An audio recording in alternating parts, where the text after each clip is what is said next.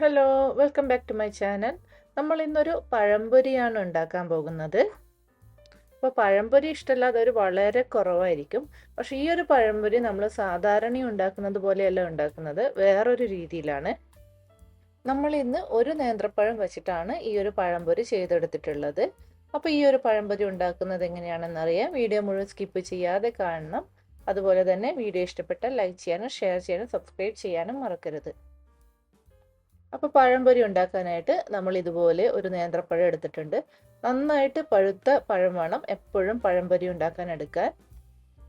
ഇനി തൊലിയൊക്കെ കറുത്തു പോയ പഴമായാലും ഈ ഒരു പഴംപൊരി ഉണ്ടാക്കാൻ എടുക്കാവുന്നതാണ്. അപ്പോൾ നമുക്ക് ആദ്യം ഈ ഒരു പഴത്തിൻ്റെ തൊലിയൊക്കെ കളഞ്ഞ് ഈ ഒരു ബൗളിലേക്ക് ചെറുതായിട്ട് അരിഞ്ഞിട്ടെടുക്കാം. നിങ്ങൾക്ക് ഇതുപോലെയോ അല്ലെ രണ്ടായി കീറിയോ നാലായി കീറിയോ ഒക്കെ അരിഞ്ഞിട്ട് കൊടുക്കാവുന്നതാണ്.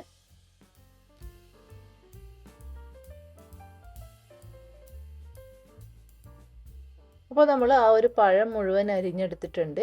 ഇനി ഇത് നമുക്ക് കൈ വെച്ച് നന്നായിട്ടൊന്ന് ഉടച്ചു കൊടുക്കണം. ഇത് മിക്സിയിലൊന്നും ഇട്ട് അങ്ങ് അടിച്ചെടുക്കരുത്, കാരണം അപ്പോൾ നന്നായിട്ട് അങ്ങ് അരഞ്ഞു പോകും. ഈ ഒരു പഴംപൊരിയിൽ നമുക്ക് ഇടയ്ക്ക് ഇങ്ങനെ പഴത്തിൻ്റെ ചെറിയ കഷ്ണങ്ങളൊക്കെ കടിക്കാൻ കിട്ടണം.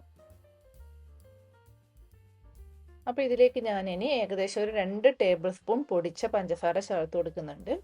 പിന്നീട് നമുക്ക് മധുരം നോക്കിയിട്ട് വേണമെങ്കിൽ കുറച്ചുകൂടി ചേർത്ത് കൊടുക്കാം. ഇനി ഇതിലേക്ക് ഒരു 1/4 ടീസ്പൂൺ ഏലക്ക പൊടിച്ചതും ഏകദേശം ഒരു 5 ടേബിൾ സ്പൂൺ പാലും ചേർത്ത് കൊടുക്കുന്നുണ്ട്. പാല് നമ്മൾ തിളപ്പിച്ചാറിയ പാലാണ് ചേർത്ത് കൊടുക്കുന്നത്, ചൂടോടുകൂടി അങ്ങ് ചേർത്ത് കൊടുക്കാൻ പാടില്ല.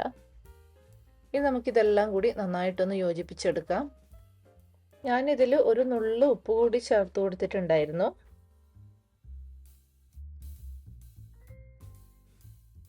അപ്പോൾ ഇത് മധുരം നോക്കിയപ്പോൾ കുറച്ച് മധുരത്തിൻ്റെ കുറവുണ്ടായിരുന്നു. അതുകൊണ്ട് 1 ടേബിൾ സ്പൂൺ പൊടിച്ച പഞ്ചസാര കൂടി ചേർത്ത് കൊടുക്കുന്നുണ്ട്.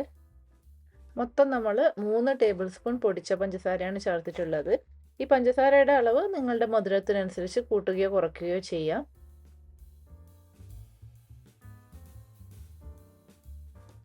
ഇനി നമുക്ക് മൈദ ചേർത്ത് കൊടുക്കാം. ഏകദേശം ഒരു 1/2 കപ്പ് മൈദ കുറേശ്ശെയായി ചേർത്ത് കൊടുക്കുന്നുണ്ട്. എന്നിട്ട് ഇതുപോലെ നന്നായിട്ടൊന്ന് മിക്സ് ചെയ്തെടുക്കണം. ഇപ്പോൾ ഞാൻ മൈദ മുഴുവനായിട്ടും ചേർത്ത് കൊടുത്തിട്ടുണ്ട്.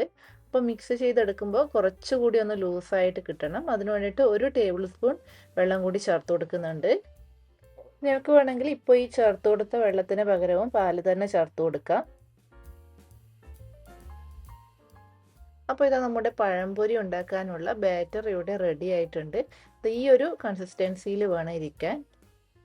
ഇനി നമുക്ക് പെട്ടെന്ന് തന്നെ ഇതൊന്ന് ഉണ്ടാക്കിയെടുക്കാം. അതിനായിട്ട് ഇതുപോലൊരു ചീനച്ചട്ടിയിൽ ഞാൻ എണ്ണ ഒഴിച്ചു കൊടുത്തിട്ടുണ്ടായിരുന്നു. എണ്ണ ചൂടായുമ്പോൾ നമുക്ക് ഇതുപോലെ സ്പൂണ് കൊണ്ട് കോരി ഒഴിക്കാം. ഒരുപാട് അങ്ങ് കോരി ഒഴിക്കണ്ട, 1 ടേബിൾ സ്പൂൺ മാവ് കോരി ഒഴിച്ചു കൊടുത്താൽ മതി. ഇതിപ്പോൾ ഇതുപോലെ കുഴിയുള്ള ചീനച്ചട്ടി ആയതുകൊണ്ട് നമുക്ക് ഒരുമിച്ച് കുറച്ചെണ്ണ ഉണ്ടാക്കിയെടുക്കാൻ പറ്റുള്ളൂ. പക്ഷെ ഇതിന് പകരം നിങ്ങൾ കുറച്ച് പരന്ന പാത്രം എടുക്കുകയാണെങ്കിൽ ഒരുമിച്ച് നിങ്ങൾക്ക് കുറേ എണ്ണം ഉണ്ടാക്കാൻ പറ്റും.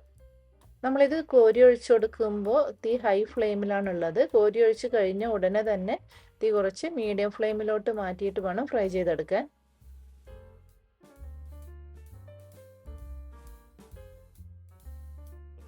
അപ്പോൾ ഇത് ഏകദേശം ഒരു 2 മിനിറ്റ് ആയിട്ടുണ്ട്. ഒരു ഭാഗം നന്നായിട്ട് ഫ്രൈ ആയിട്ടുണ്ട്. ഇനി നമുക്ക് തിരിച്ചിട്ട് കൊടുത്ത് ഒന്ന് ഫ്രൈ ചെയ്തെടുക്കാം.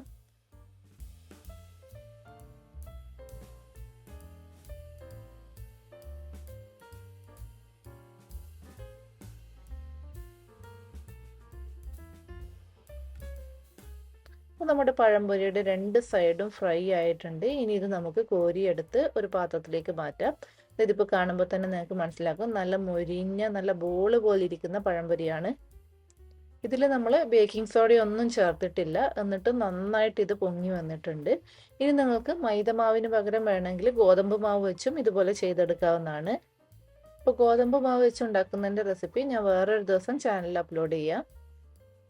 അപ്പോൾ ഇതുപോലെ നമ്മൾ ബാക്കിയുള്ള മാവ് മുഴുവൻ ഉണ്ടാക്കിയെടുത്തിട്ടുണ്ട്. അപ്പോൾ ഇതാ വൈകുന്നേരങ്ങളിൽ നല്ല ചൂട് ചായയുടെ കൂടെ കഴിക്കാൻ പറ്റിയ നല്ല മൊരിഞ്ഞ പഴംപൊരി ഇവിടെ റെഡി ആയിട്ടുണ്ട്. ഇത് കാണുമ്പോൾ തന്നെ നമുക്കൊന്ന് എടുത്ത് കഴിക്കാൻ തോന്നും. ഇതിപ്പോൾ നമുക്ക് പൊട്ടിച്ച് നോക്കിയാൽ കാണാം, ഉള്ളൊക്കെ നന്നായിട്ട് വെന്തിട്ടുണ്ട്. അപ്പോൾ ഈ ഒരു പഴംപൊരിയുടെ റെസിപ്പി എല്ലാവർക്കും ഇഷ്ടപ്പെട്ടെന്ന് വിശ്വസിക്കുന്നു. അപ്പോൾ എല്ലാവരും ഈ ഒരു പഴംപൊരി ഉണ്ടാക്കി നോക്കണം. എന്നിട്ട് അഭിപ്രായങ്ങൾ കമൻറ്റ് ചെയ്ത് അറിയിക്കണം. വീണ്ടും പുതിയ റെസിപ്പിയുമായി അടുത്ത വീഡിയോയിൽ കാണാം. അതുവരേക്കും ബൈ ബൈ.